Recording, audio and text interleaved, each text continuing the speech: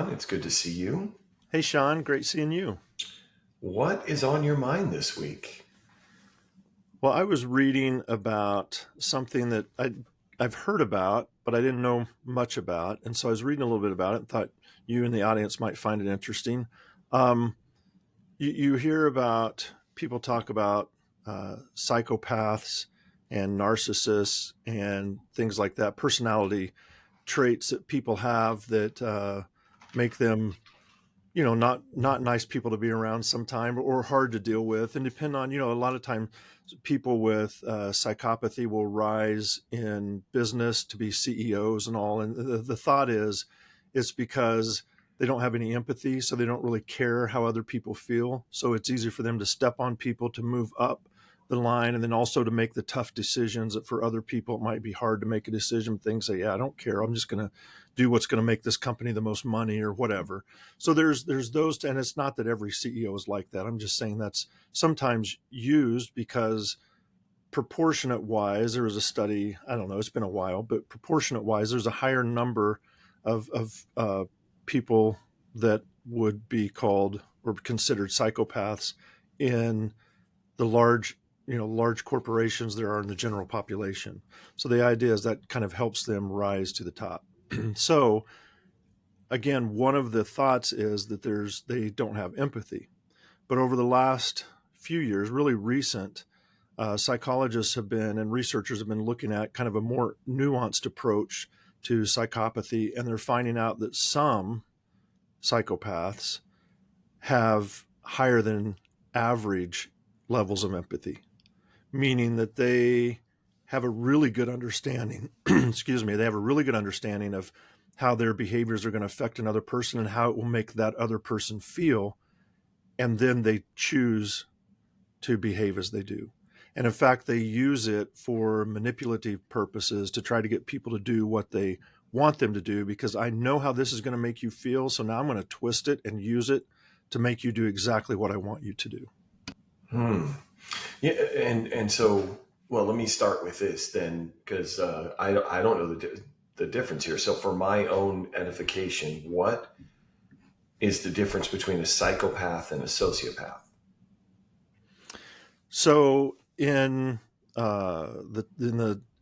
technically, so in the DSM, which is the manual that psychologists use when they diagnose different things and like personality disorders, those are antisocial personality. Those are both are kind of under the antisocial personality disorder. So Okay. they don't really mention those specifically, but in kind of in common everyday language, the the psychopath is more of the person that you might find in a higher position, like the corporate world or the political world, whereas sociopath is more involved in like petty crimes or unstable relationships. They have frequent run-ins with the law. They're a sociopath.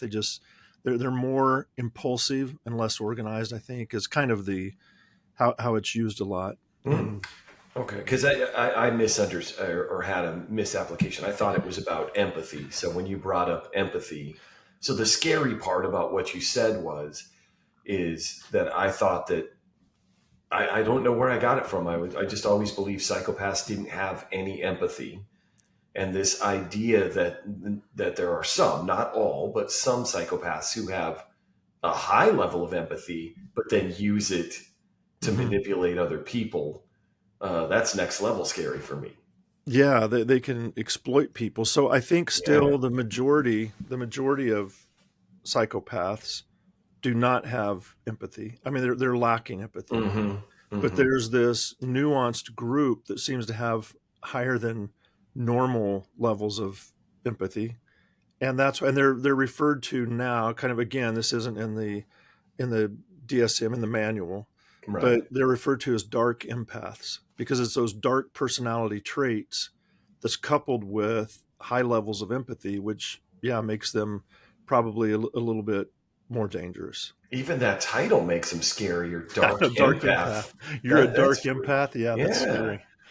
Yeah. And So, Yeah. Well, so where then is narcissistic personality disorder? Is that under the AP? Is that under the same category? No, that's a little bit different, and that's where people are just really in love with themselves is kind of the term. So Mm. from the Greek guard, Narcissus, or not? yeah, yeah, What's his name? Narcissus, hmm Narcissus that loved would his own reflection. loved his own reflection, was stand and Yeah, look at, yeah. So yeah. it's, and again, this has been kind of a talking theme, but there is a continuum, and so they fall at different places. And if if you're narcissistic, that doesn't mean, okay, that's your one personality trait, now you can't be anything else. It means that you're a little further along that narcissism scale.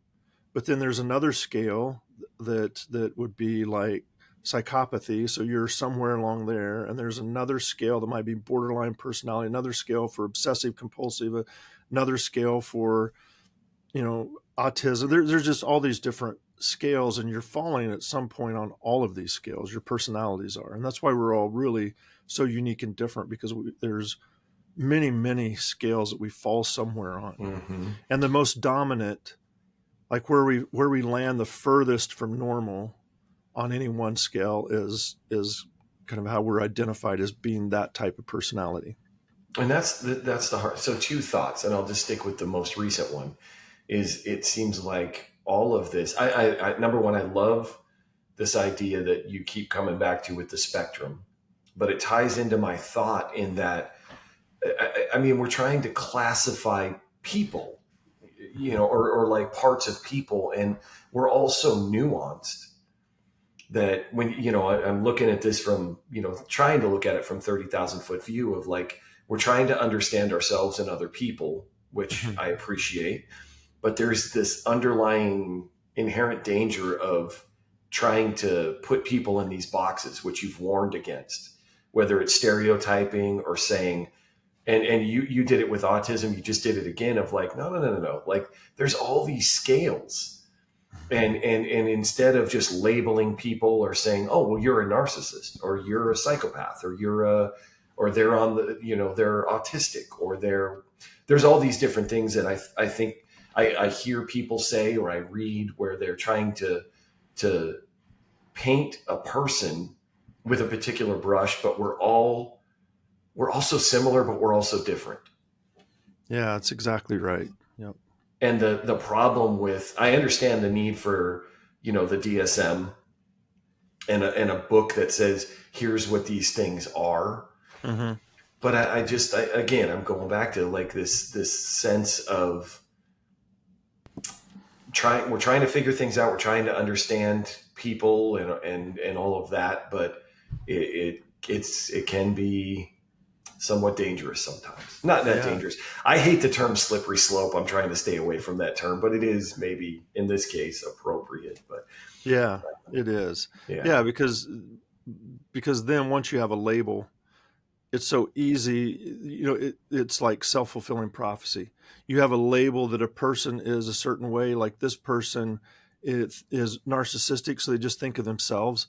So anything they do, even if they're trying to help somebody, you would say, oh, they're doing that because it's going to benefit them in this way or that way, because now you have the label for them. So anything they do, you can turn it to fit the label. And I mean, sometimes that it would fit the label. So sometimes you'd be right.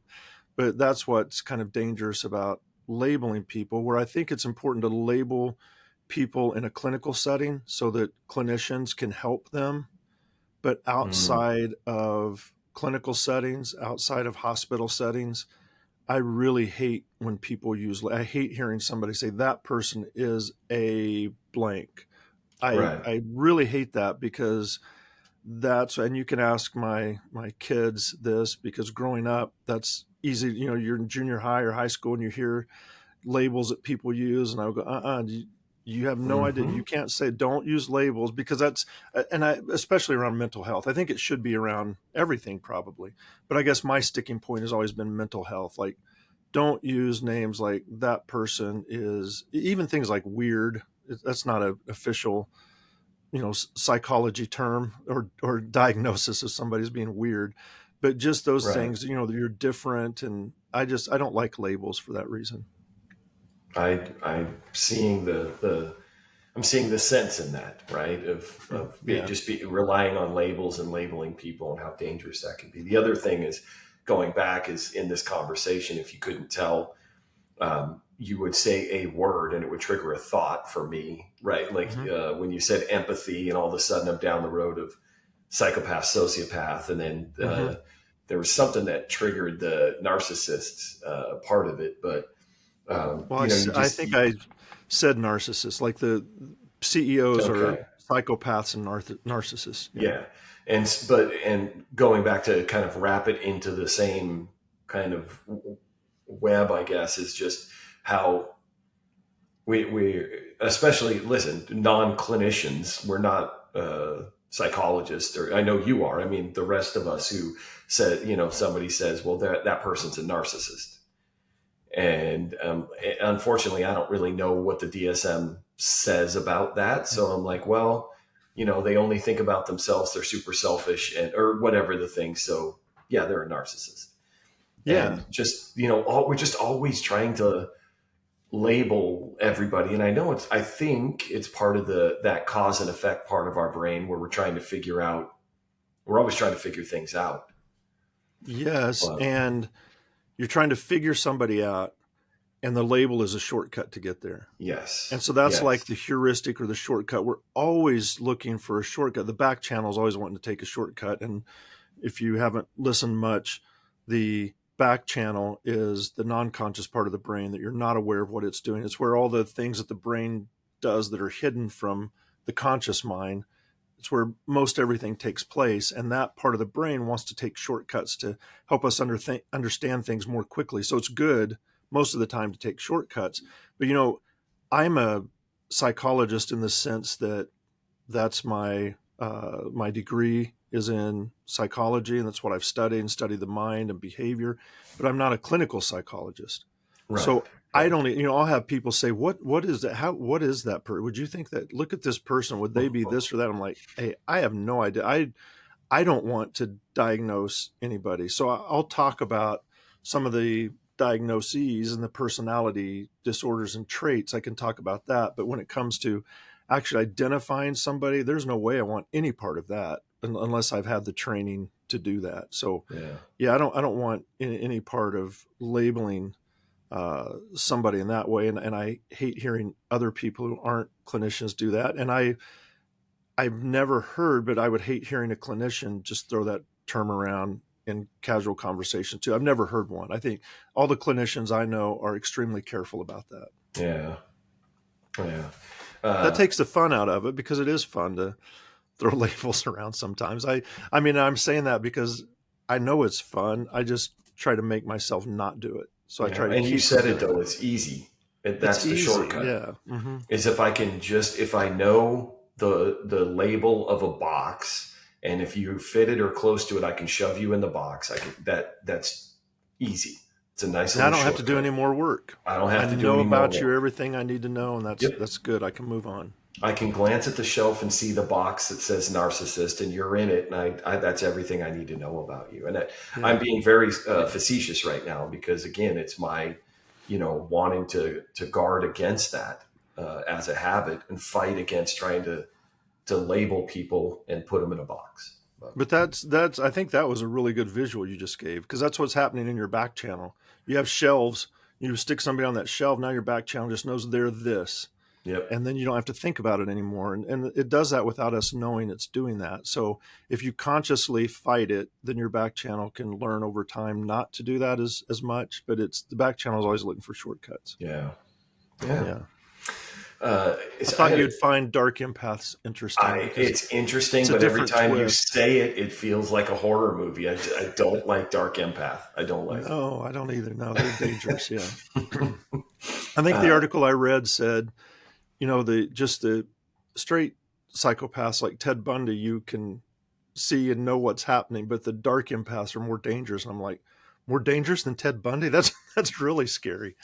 So yeah, it's a scary term, and I guess those people are very dangerous because they can manipulate so easily, and they can show empathy on their side. They know what you're feeling, and they can really mess with people rather than, and I'm not saying they're all like evil and killing people. I'm talking about in relationships. They can just turn a person inside out where they're miserable to live with. And yeah.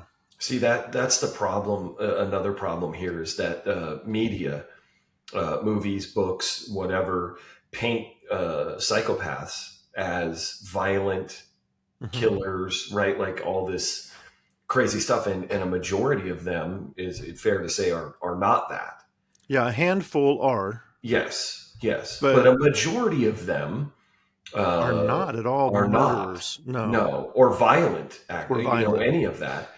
And so when you talk about, and you said, CEOs or people who are running companies or whatever, some of them fit the DSM definition of a psychopath. Yes. And they're not killing anybody. They're not doing anything. So I'm saying that to say, then when you add, because I always thought that psychopaths didn't have empathy for anybody. And I don't know why that made it more okay. It was like they didn't know the damage. They didn't fully understand the damage they were doing. Yeah. I don't know if that's true or not, but that's what I had in mind. For most of them, that's true. Now, when you say, oh no, there's a subset of these folks, you take a group of psychopaths and a few of them actually have empathy. They have a lot of empathy, only they use it for, bad purposes. And I'm like, and they know they're using it for bad purposes. Yeah, that's so I think it's something like 1 in every 100 people are diagnosed as a psychopath, which that's more than I thought. That's just 1%. But when you think of it as every 100 people that one of them is, or every 100 people you meet, one of them probably is. And then, and they're not all mass murderers. Right. They're not all Ted Bundy. They're not all Ted Bundy. They can't be. And but then you take a small subset, and those are the ones that really manipulate people in relationships and gaslight and twist things around to everything. You feel like a horrible person. You're trying to serve them and make them feel better because now you have empathy for them because they know what you're feeling. They know what empathy is, and they've turned it where you're empathetic towards them and everything they do, and they're just manipulating you and using you and abusing you. And that is a type of abuse, psychological abuse. So they're abusers, but they might not be physical abuse. But yeah, so those are kind of scary people because then when you try to talk to them and show them, they can turn that so quickly around to where that wasn't me. Why would you think that? I mean, they can just really turn stuff around back on you. So it would be extremely difficult to be in a relationship with a person like that, I would think. Yeah. Wow. So that was fascinating, by the way, very illuminating for me because I had some misconceptions that you helped to clear up about that. But I was thinking, and it happened to me today. It hurts me to admit this, but because I think I've said it on this podcast, I think it at the very least that I try to be more mindful, right? Like, and to me, being mindful is being in the moment, on purpose, and that's not me. That's John Kabat-Zinn's. I don't want to crib his definition, but again, just mindfulness to me is just like being in the moment and kind of taking in what's going on around me. And it's I don't want to overstate it, but it is somewhat important to me to have that. I try to practice it, and every single day I fail. And what I mean by that is that I think that if I have my on channel that knows that I want to be here in the moment, sensing what's going on, but it's taxing. That's not an excuse, Dr. Page. That's not an excuse, but mentally it's taxing. So every time that I quote unquote relax my brain, kind of let the back channel take over, my mind starts to just wander. And it settles on the craziest things. Like, and I think we've talked about this, but me having arguments with people that I'm not even in the room with, that I haven't seen in forever, that I may never see again. Or just thinking about, I don't need to list it out. I think where I'm going. Like if I allow myself to slip a little bit, my mind just starts floating these weird directions. And it varies. Sometimes I'll catch it and kind of like try to bring it back and go, what do you, and then I yell at myself. I mean, this is probably way too much information, but then I kind of yell at myself, like, what are you doing? That you know better than this. We want to be better than this. Other times it goes on for a long time before I catch it, where I'm down this weird road. And so really what I'm wondering is, and maybe you can't answer this other than I am a sociopath or psychopath, Yeah. but every time I allow it to happen, my mind just starts wandering in these crazy directions. Yeah, I don't want to label you a sociopath, I but no, I'm appreciate that based on what we I'm just talked about. no, I'm kidding. But have you ever been reading a book and all of a sudden you realize you have no idea what the last 3 or 4 paragraphs said, and That's you kind of it's know where crazy you that you're left off. saying that. No, John, listen, So you go back and you think, okay, and you read, and all of a sudden you're and back it, to the same point. You go, wait, I still didn't understand. So you go back yep. because your mind keeps wandering. Yeah. So listen, it's so I have chills right now. It's so crazy that you're saying that because I don't read. Hmm. I intentionally do not read books You intentionally because don't. I don't, because what you just described. Oh, okay. I get so upset. Hmm. I get so frustrated because and I've tried this because I want to read, I want to be better, I want to be, I want to ingest this information. So I'll go to a bookstore, Hmm. and I've done this 3 times at least over the last 5 years or so. But I find a book that I am interested in, Hmm. that I want to read, and I buy the book and I take it home, and I'm like, today Sean's going to read a book, and I sit down and I hit a page and I don't know where it happened, but I Hmm. realize I'm somewhere else mentally and I don't remember. I'm still reading the words though. I want to be Hmm. clear about that. Yeah. Yeah. Oh, yeah. I'm reading the book, but I don't know what happened in the last 5 pages. And so I go back and I start to reread it, and it keeps happening. I get so upset. I get so frustrated. And I, again, my bro science, I just said I have a learning disorder of some kind. I can't read books. I Yeah. don't know. That's probably not true. And I'm really scared of what you're about to tell me. But, but I want to be a reader, and I feel like that has been stymied. My Hmm. motivation has been tamped down because of this issue you just brought up. Yeah. Yeah. So, I would say that there's a couple of things that I think I would say. One of them is there can be different reasons for that. I was just reading an article, again, another article about a. Humble brag. You can read an article.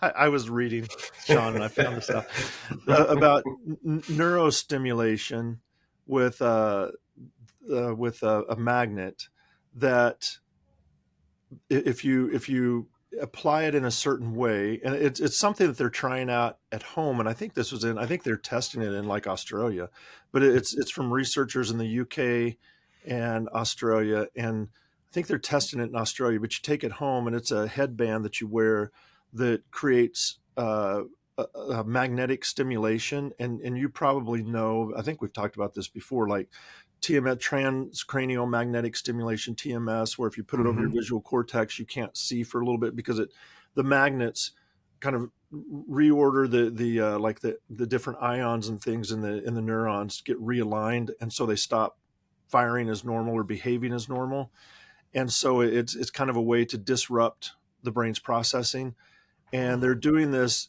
in certain areas of the brain for a certain amount of time, and then people are able to have sustained focus attention for a bit of time after that for studying and reading and things like that. So that's something that, so it's not just you, because it's big enough that researchers around the globe are looking at this. There's also, with things like, and I'm not, again, diagnosing or labeling, but things like ADHD can make it difficult to read because your mind is jumping to other topics.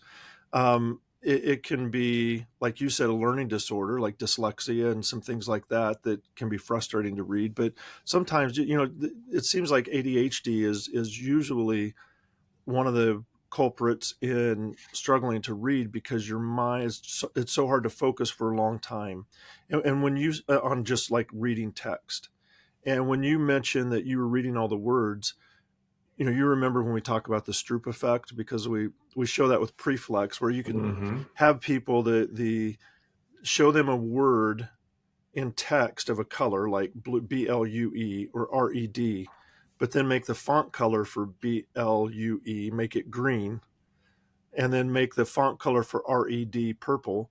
And so now you say, read the word, or I'm say the color, say the font color, and Right. they're wanting to say blue and red because their brain decodes that so fast, but they're having to stop themselves and say green and purple.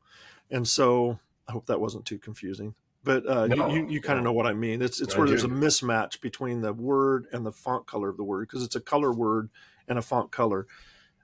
Your brain has been trained. You've trained it to read, so Mm-hmm. you put it in a page in front of it, and it just goes along reading. But it's your conscious brain, the on channel, that decides to drift off and let your mind wander, and then all of a sudden you go, I don't remember what I just read. And I'll do that at times. So it happens, what I think is regularly, but I'll go back Whoa. like 3 paragraphs ahead and start reading again. And then I'll get to that spot and go, oh, I don't. So I'll go back to that same spot 3 paragraphs. I'll do that like 3 times and finally go, I've got to get up and walk around or do something, and then set back down and start over, because this little pattern I'm in, I'm not reading it. Mm-hmm. So yeah, that happens. But you just said, "Hey, hold the phone. Here, pump the brakes." You just said it was my on channel that is doing that, and hang Yes. on, see if I can make sense of this, because I attributed this problem that I have with reading to the back channel, Mm-hmm. but the back channel I've trained it to read Mm-hmm. and to some degree comprehend. If you look at my high school and middle school scores, maybe not, but to read the words, right? Like, so we started with learning what letters are, Mm-hmm. and then putting those letters together to make a word, and then putting those words together to make a sentence. Mm-hmm. And then the better that I get with it, that's that reading comprehension, where I can read a whole bunch of sentences and go, I understand what that means. Mm-hmm. Mm-hmm. Yeah. So, but I've trained the back channel to do that. Yes. And And go ahead. because that's fluency. The back channel is fluency, and fluency is not comprehension. You can have somebody that can read something very fluently and not really grasp the meaning of what they're reading. So that's kind of the difference between back channel and on channel. Mm. Like Spanish makes this easier than English, for example, because when I was taking Spanish in college, I learned the alphabet and I learned some of the rules of how letters go together. And they don't break as many rules in Spanish as we do in English. So their rules are pretty stable. So I got to where I could read a sentence in Spanish in front of my Spanish professor. They would go, very good. And I would have no idea what I just read because I could pronounce Oh, the words. So that's the fluency part. You can become fluent, but then comprehension is different. yeah. So it's the comprehension part. So you're probably in that book, you're probably reading fluently, because one of the things I thought one time is, well, if I read out loud, so you can't do that like on a on the subway or a crowded bus Yeah. or whatever. You can, but you'll be very unpopular. Yeah, and even in your own house, if your people are close Very by, they won't unpopular. like it. Yeah. Yeah. Yeah. So, but I was in a place where I could read out loud, and because I was focusing, then it worked. I thought, oh, that works. But as I was later was reading out loud, I would do the same thing. And my mind would be going somewhere else as I'm reading out loud, because that's just fluency part. And that's different than comprehension. And I was wanting to comprehend what I was reading. It wasn't a test just to make sure I could get through all the words. It was, I want to understand what all those words mean. Right. So that's the But difference. Yeah. I mean, not only reading, I think I've talked about, hopefully this isn't TMI, but in the shower, Mm-hmm. brushing my teeth. I'm equating to, it's usually things, driving. It's usually things that I have built automatic behaviors for. Mm-hmm. And that's what had me. I mean, what I'm really asking here is like, why does your mind wander like that? What is it? Yeah. So that's a good, and here's the thing, there's again, continuum on how much it wonders or whatever. I like But this theme, by the way, the continuum theme. yeah, I like but it. research has shown, and this has been researched quite a bit, that somewhere between, depending on the studies, like 30% to 50% of our waking time is spent mind wandering, which is can almost be half the time. So when That's you say that you're fighting it and it still happens to you, mm-hmm. it should be happening to you about a third to a half of the time you're awake. It's probably happening. So that's largely due to what's called the default mode network, DMN, and Default it's mode network. so that's kind of just like our default. Our It's just default. like putting it Yeah. on cruise control. Yeah. So that's the default, and to just let our mind wander and let our back channel run the show. And then we can just let it wander. And that like the prefrontal cortex, so prefrontal is kind of Mm-hmm. behind your eyebrows right here. The middle inside part of that, the medial prefrontal cortex, is like it does a lot of things, but one of the things is self-referential thinking. So thoughts about me. So I'm thinking now about me. That's the part of the brain that does that. And then, uh, the ACC, which Yes. is the The error anterior detector. cingulate, yeah. So cortex. The back side of that is the posterior cingulate cortex, the PCC. So the ACC is the front part of that cortex, and the P is the back side. It gets information from a lot of. It's like a hub to integrate different streams of kind of internal thoughts.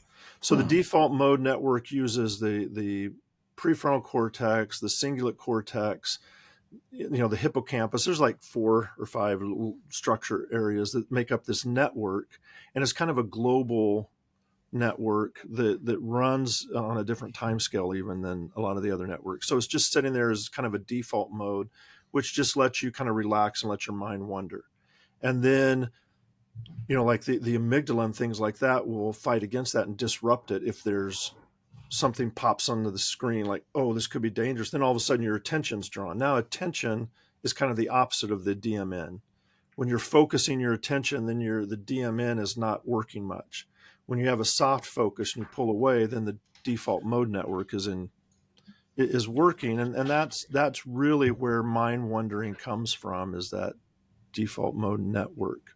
And it can be, what you're talking about, spontaneous mind wandering, where thoughts just pop in your mind. You're not wanting it to, Mm-hmm. but and like reading a book, or if you're going to a meeting, even if it's a meeting you want to be in, like a seminar, you think, oh, I want to hear this topic, and the person's talking, and then all of a sudden you realize you're thinking about something like what you're going to do this weekend, and you're like, crap, and I can't rewind this. Like I just missed what was said, and I have no idea what was. Or they'll, like, something they say will draw your attention back, and then you go, oh, I don't know what preceded that. So that's spontaneous mind wandering.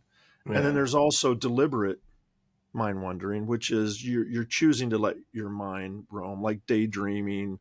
Like I'm going to go on a walk because I want to think through an issue. So now I'm just walking and I'm letting my brain kind of daydream about stuff, and that's more of a kind of a deliberate mind wandering. But Okay. whether it's deliberate or spontaneous, we do it a lot during the day. You know, I think I feel like I'm repeating a lot of stories on here, but it is contextually relevant. But part of mindfulness is I spend 5 to 7 minutes a day practicing mindfulness. So I sit in this room right here with the lights off, with the little music playing, right? You can imagine, and all I do is try focus on my breathing and center my thoughts. Like I don't want my mind to wander. And Mm-hmm. during that 5 to 7 minute period, I would argue my mind wanders more during that time than it does any part of the day. Yeah. The one time where I'm trying to go, don't focus on your breathing. I'm counting my breaths in through like I'm doing this whole process, and then bang, brain is, oh, I got a podcast at this time, or oh, what am I going to do? And then I go, come on, bring it back. And then I bring it back, couple of breaths. Oh, what's for dinner? Or Yeah. what, it's I just find that when I'm really trying to not let my mind wander is when it happens the most.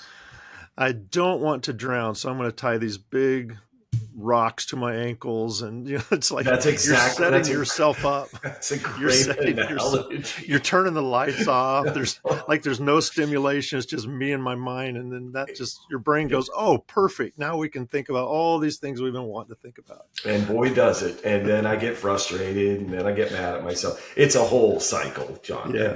Every day, just But this cycle. that's good practice. I mean, that's good. That's good practice. And with practice, people can get good at being able to sit and just focus on the now, the here and now. But I mean, it's really, really, really difficult. Extremely Part difficult. of that was for humor, by the way. I've gotten better. You've gotten better, it just, sure. It still happens. So it just seems like it's worse than it is. But again, the shower, I have a routine in the shower.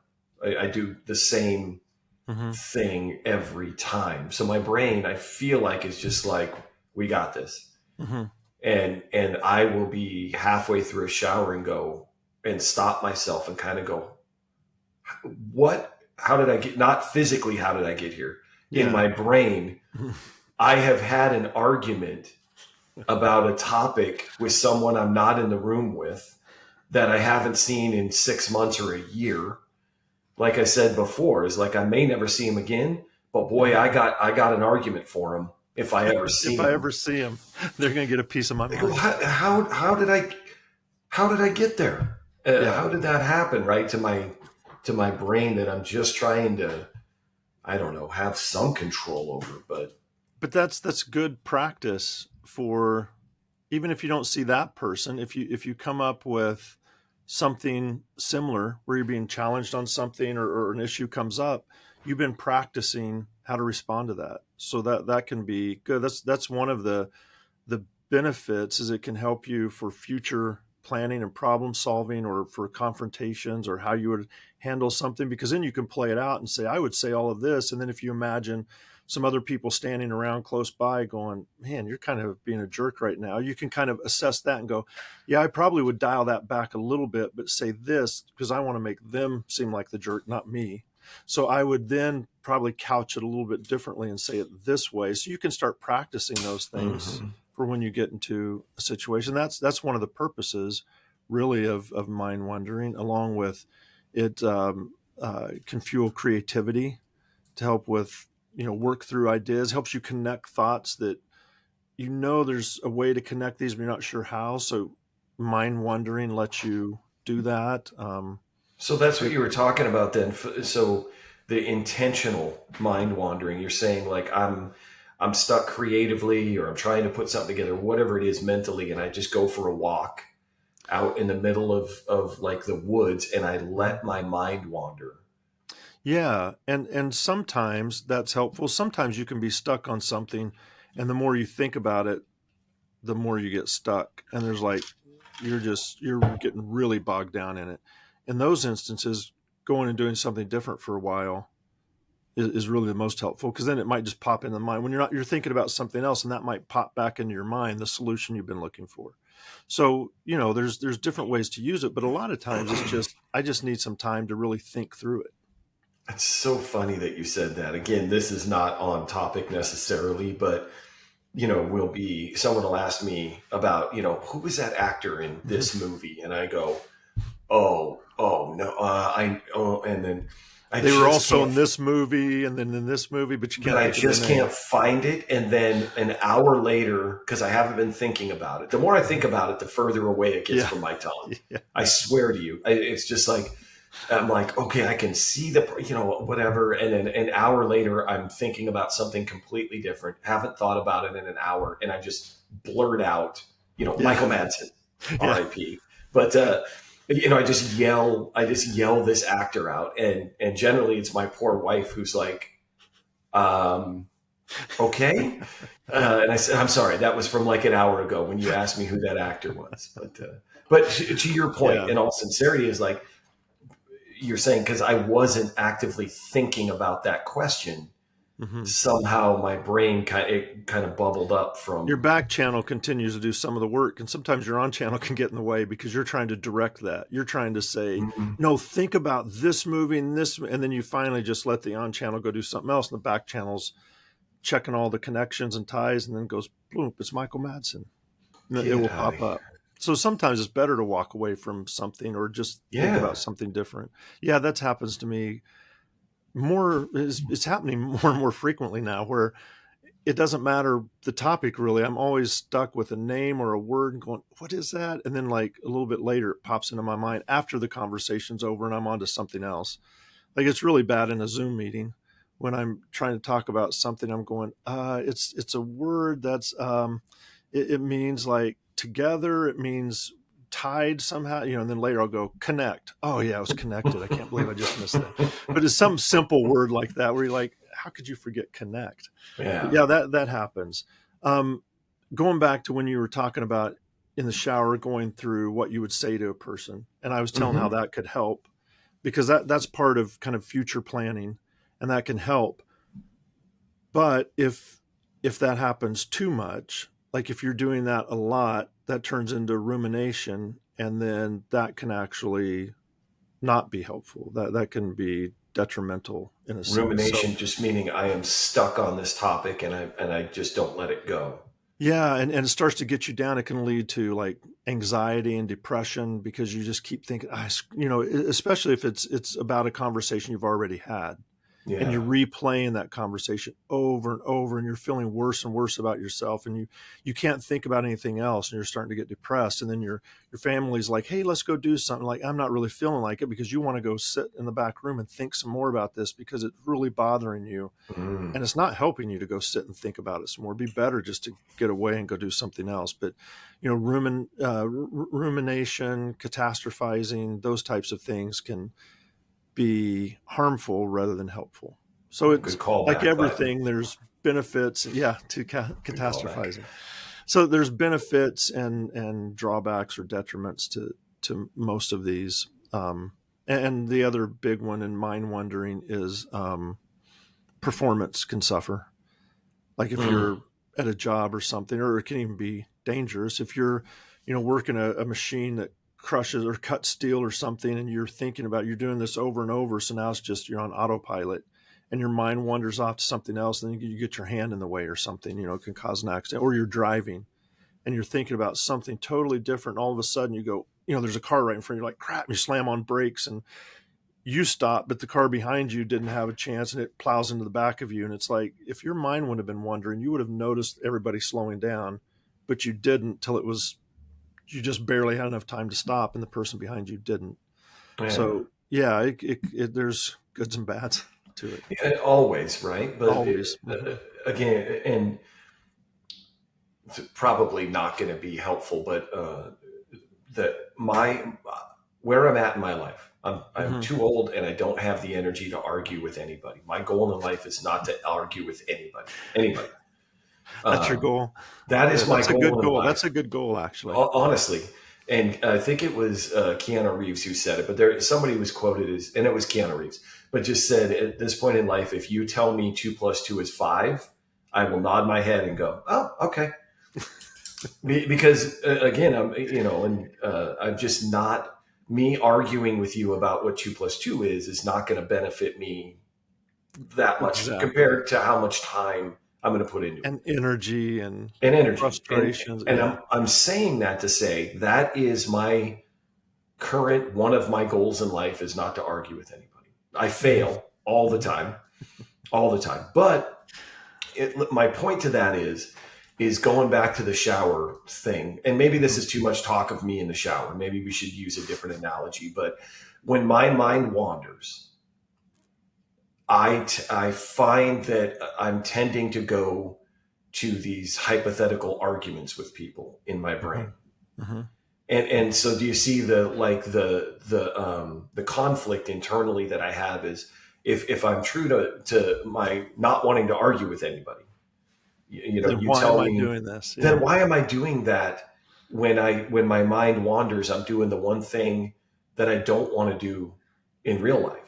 You're just practicing over and over what you don't want to do, Well, no, because which I'm will, practicing arguing with people. that's why I'm saying you're practicing that over and over, arguing, which is something you Yeah. don't want to do. Yes. So Yeah. if you're practicing something, you're probably going to do it, right? That's Whether you my want to or feeling. not. Yes. that So, I'm charged up to argue with people about how wrong they are about mhm, a variety of mhm. topics. And I'm not afraid, that's too strong of a word, but I'm concerned that Tomato is not a all of fruit. it is a fruit. See, I'm I'm just saying, arguing. yeah. No, that was a joke. Uh, but you know, a lot of it is people's beliefs, Hmm. stuff like that. Just and then I'm going to somehow argue and make them change their beliefs is a fallacy. That's my belief. Hmm. Uh, so, but I am afraid that when my mind wanders, a lot of it is arguing with people about Hmm. these things in my brain, Yeah. and I go back to, you know what? Here's a great analogy. There was research that you shared with me that you talked about. I think it was from you, but there's research out there about basketball players.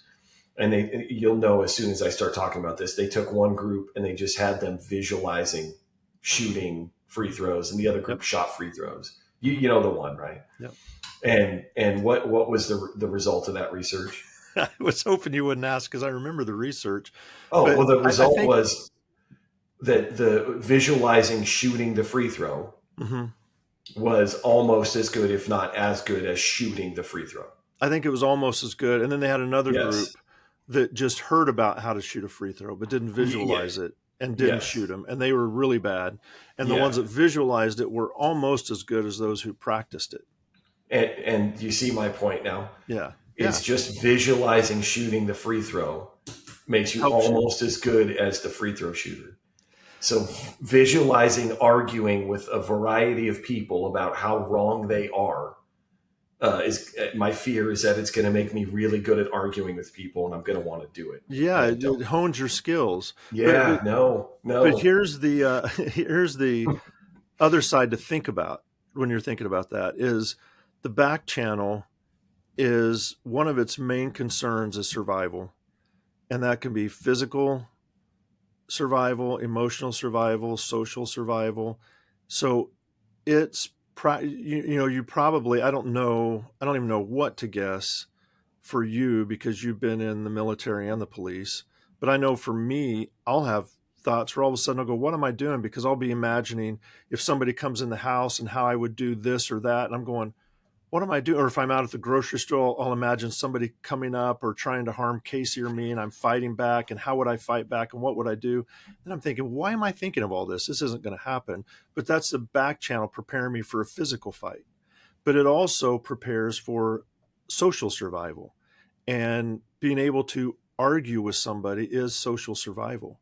So it would be really difficult to completely shut that off because that's Mm. something your back channel is trying to drive so that it feels comfortable. Like it doesn't want to feel like it's not prepared for something. So that might be difficult to shut it off completely. But I get what you're saying because if you're practicing that in your mind, then you're more likely to do it in real life. Like if somebody says something, you've been practicing. I've got the perfect response for this. I've practiced the last 7 days in the shower, so I know Yep, I'm exactly what I'm going ready. to say here. Let's have it out. Yeah, and so again, I'm just really into this topic of my mind wandering, just because I'm so aware of it, because I'm trying to Yeah. not let it happen, and I just can't stop it. Let me ask you this: in your when you're going through those moments where you're imagining the arguments, you said it's different people, so there's somebody you're having the argument with. Hmm. Do you see their face and facial expressions? Like, do you see them going like shock or like upset or being angry or I I don't think so. No. okay? Yours is more generic. Yeah. What's your visualization like normally? Are you fairly visual? Can you see a lot of detail or not very much? You said you Usually I can. can. Yeah. Okay. So that's a little bit surprising because a lot of I times I knew you people were going to will, say that yeah. when you were asking me these questions. I knew where this was going. I'm like, usually I can visualize pretty well. Hmm. In these situations, it's kind of just a Just a math. It's feeling of just what, a yeah. feeling. Yeah, a feeling. Yeah. So that's how my visualization works. When I'm trying to visualize something, I get a feeling of what it is, but it's hard for me to actually see it, so to speak. So Hmm. maybe that gives you an idea of what it's like if you aren't very good at visualization. I can Oh, kind of wow. visualize some, but anyway, that's really what's called socially focused mind wandering, when you're imagining others' perspectives or your interaction with other people, because now you're focusing on them and your interaction with them. And then there's also self-focused, where maybe you're driving and you start thinking about things about yourself, like, am I in the right career? Do I need to make a career move? Or is this something I really want to keep doing? Or I wonder how other people see me. Am I coming across the way I think I am? So there's also that type of there's a lot of Hmm. categories, as you can tell, of mind wandering that researchers have studied. There's a lot of different Well, ways to but think about so and look not at it. all of them, but just a couple of the, like, so social, Hmm. self, Yeah, that's kind of the or some dichotomy. others. Hmm. And well, some others would be like thinking about the past, like rumination, or the future, like planning, like something that's already happened or something that's coming up that might happen in the future. What was some other ones we said? Um, spontaneous or deliberate Hmm. was Hmm. another one. Yeah. I Wow. There's probably other types too. Those are the ones I'm Yeah. thinking of. But the ones, we've talked about research before, but generally, people tend to research. I mean, we were talking about cancer research, but Hmm. researchers tend to focus on the things that are prevalent, like happen a lot. Yeah. And so that's what I was wondering is what topic areas in mind wandering were researchers focused on, because Yeah. that might kind of help us understand what happens the most frequently. Yeah. I think it's just a combination of a lot of those things that are happening, because you can see that each one of them has their own benefits. Hmm. And if you do too much of it, or do it the kind of the I don't want to say the wrong way, but in a negative way, then it can be detrimental. But they can also have benefits. But I think the key to me is that how frequently it happens to everybody, and the default mode network just kicks in, lets you go on autopilot, lets your mind wander. And that's, some people, some researchers and philosophers will say that's really the part of consciousness that kind of the maybe one of the uh, defining characteristics of consciousness, because without your on channel, you know, you might not be thinking and ruminating about kind of the me side of things. So other non-human animals probably don't have the mind wandering problem. When they're down at the watering hole in Africa, they're probably not thinking about an argument they might have with their spouse or somebody else Yeah. later. It's something I was that's going thinking on. differently. My cat is Yeah. probably not wondering what I think of him. Yeah. Especially your cat. If Yeah, because your I dog don't may think be, but no, the cat I don't think is thinking, I wonder how I come across to him. I feel like that maybe cats are dark empaths Oh, yeah, this because one they is. manipulate their owners. So yeah, Yeah. that's a tie back to the It's beginning. more of an inconvenience. I'm more of an inconvenience to them, to the two Right. cats, than They kind of need you on one hand, but then you're just in the way. yeah. They need you to feed them. Yeah, I don't think they believe that. Yeah, they So. might not believe that actually. Yeah. But I don't think they're introspective enough to care what I think about them. Yeah. So, like everything with the brain, Hmm. we're talking about the positive side of your mind wandering. Hmm. And I'm trying to kind of kind of, I guess, summarize this. But it does, if you're intentionally, because we have intentional and then unintentional mind Hmm. wandering. And Hmm. then also the topic of, are you thinking about something socially? Are you thinking about yourself? Hmm. But um, if you are intentionally letting your mind wander and you're thinking about whatever that topic might be, it could help you figure something out, Hmm. put information together, synthesize information, so to speak, and that, or come up with an Hmm. idea. Right? Am I on the Yep. track so far Yeah. with that? Yeah. That's future oriented. Yeah.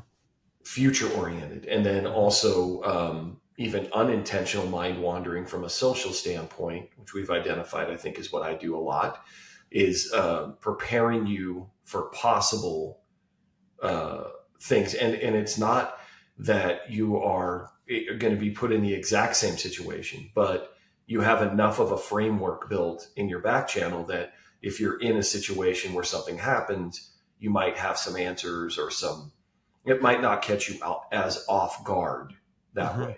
Hmm. Is that Yeah, fair to say? that is fair to say. Yep. What am I missing? What else would you say about this? No, I think you have the basics of it.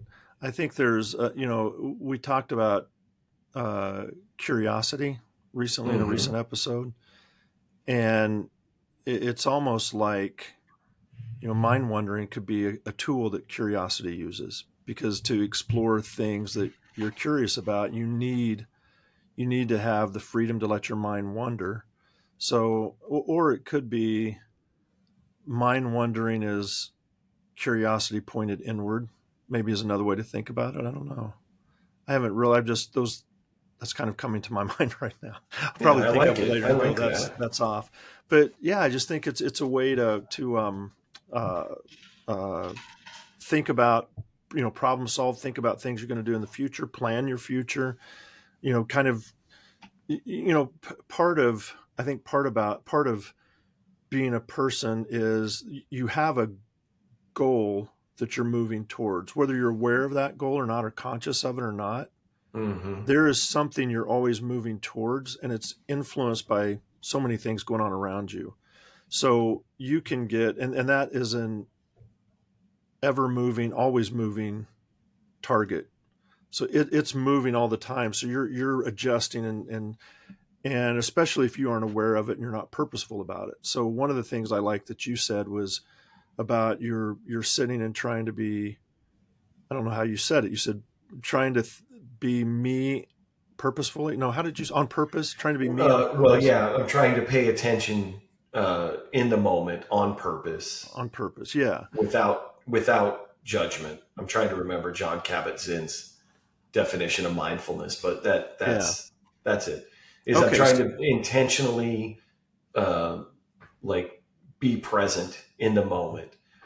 Not to go too far into this, but like trying to feel as the inhalation through my nose, I try to feel the air pass over, you know, my skin into my nose, all of Mm-hmm. that. Like, so all of my senses, paying attention to all of my senses for a couple of minutes, Mm-hmm.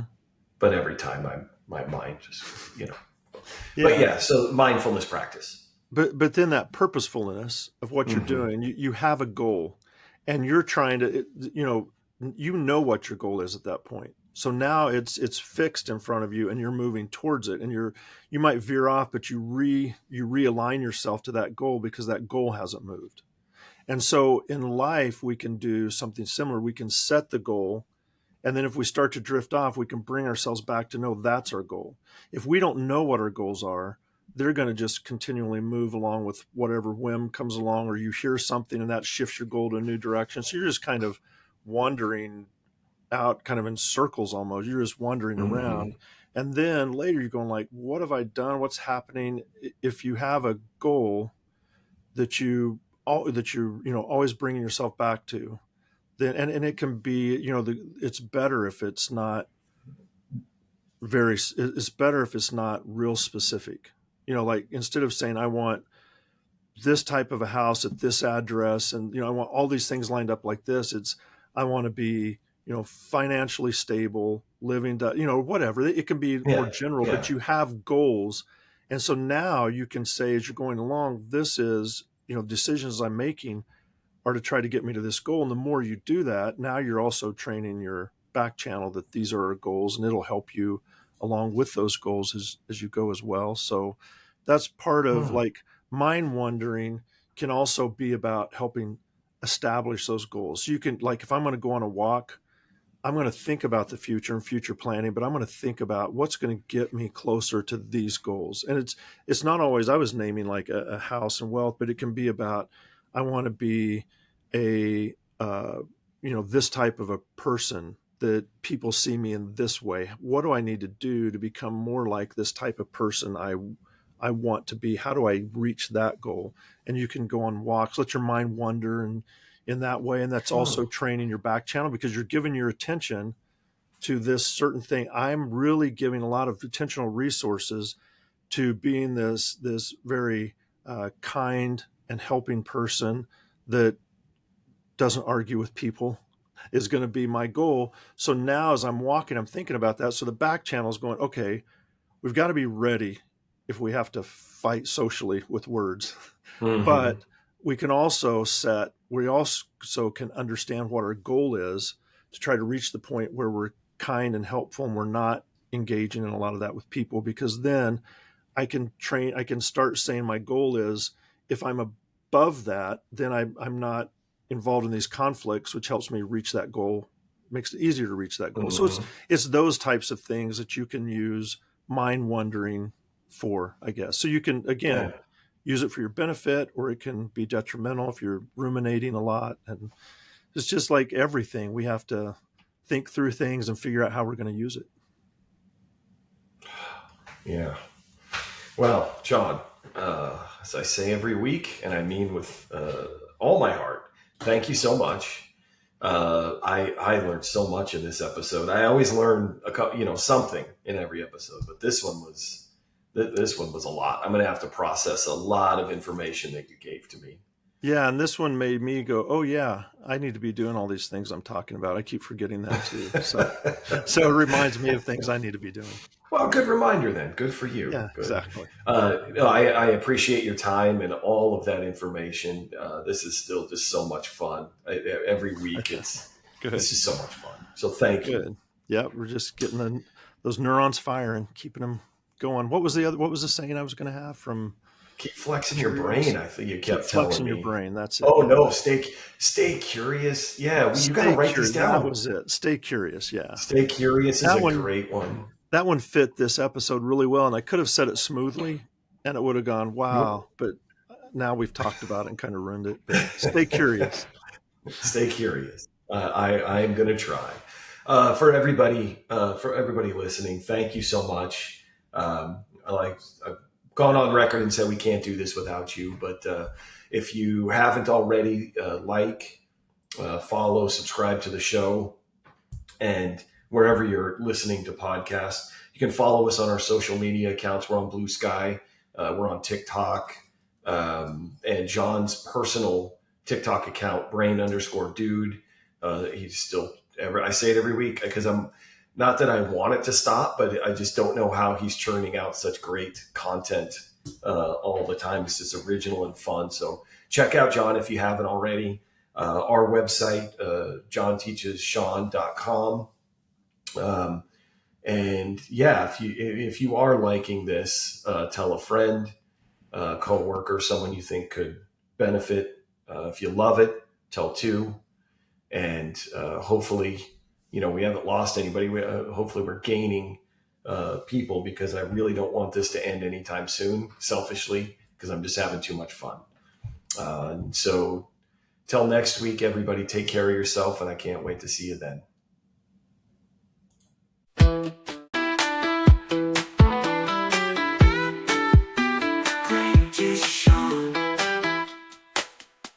Brain Juice Sean.